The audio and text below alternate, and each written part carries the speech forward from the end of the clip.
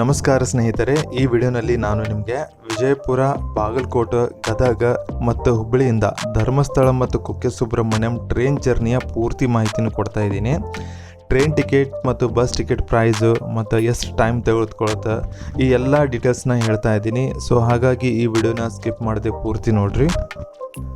ಇಲ್ಲಿ ಮೊದಲಿಗೆ ಒಂದು ವಿಷಯ ತಿಳ್ಕೊಳ್ಳಿ. ಡೈರೆಕ್ಟಾಗಿ ಮೊದಲು ಕುಕ್ಕೆ ಸುಬ್ರಹ್ಮಣ್ಯಂ ಸ್ವಾಮಿ ದೇವಸ್ಥಾನಕ್ಕೆ ಹೋಗುವ ಮೊದಲು ಧರ್ಮಸ್ಥಳ ಶ್ರೀ ಮಂಜುನಾಥ ಸ್ವಾಮಿ ದೇವರ ದರ್ಶನ ಪಡೆದು ನಂತರ ಕುಕ್ಕೆ ಸುಬ್ರಹ್ಮಣ್ಯಂ ಸ್ವಾಮಿ ದೇವರ ದರ್ಶನ ಪಡೆಯಬೇಕೆಂದು ಹೇಳ್ತಾರೆ.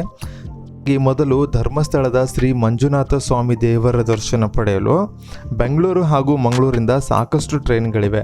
ವಿಜಯಪುರ, ಬಾಗಲಕೋಟೆ, ಗದಗ, ಹುಬ್ಬಳ್ಳಿ ಇಲ್ಲಿಂದ ನೀವು ಹೋಗಬೇಕಾದ್ರೆ ವಿಜಯಪುರ ಮಂಗಳೂರು ಟ್ರೈನ್ ನಂಬರ್ 17377 ಒಂದು ಬೆಸ್ಟ್ ಆಪ್ಷನ್ ನಿಮಗೆ.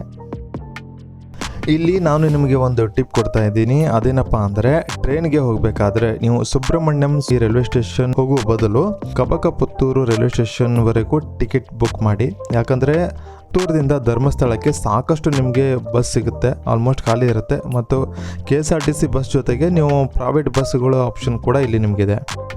ಕಬಕಪುತ್ತೂರದಿಂದ ಧರ್ಮಸ್ಥಳಕ್ಕೆ ಹೋಗಲು KSRTC ಬಸ್ಸಿಗೆ ಸುಮಾರು 2 ಗಂಟೆಗಳ ಟೈಮ್ ಬೇಕು. ನಾನು ಜೂನ್ 2026ರಲ್ಲಿ ಹೋಗಿದ್ದೆ. ಟಿಕೆಟ್ ಬೆಲೆ ಒಬ್ಬರಿಗೆ 70 ರೂಪಾಯಿ ಇತ್ತು.